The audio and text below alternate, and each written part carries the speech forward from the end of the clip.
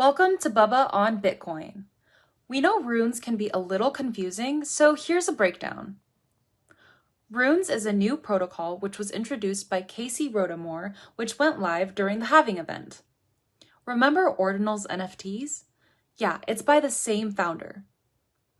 Runes are essentially digital tokens that are interchangeable and uses the UTXO model, which we will explain in a later video, to reduce network clutter and improve asset trading.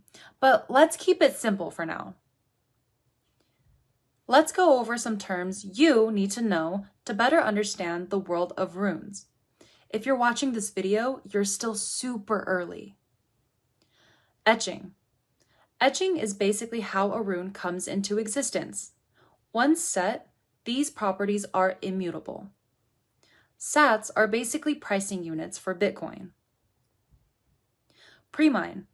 The etcher, also known as the developer of a rune, may allocate a portion of runes being etched to themselves. For example, they could say 10% was pre-mined. Mint. While a rune's mint is open, anyone may create a mint transaction to create and receive a fixed amount of new units of that rune. The only costs associated with minting are the fees that go to Bitcoin miners, for example, like gas fees. In order to mint runes, you need to download an Xverse wallet.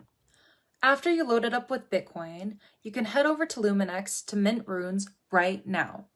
Until next time!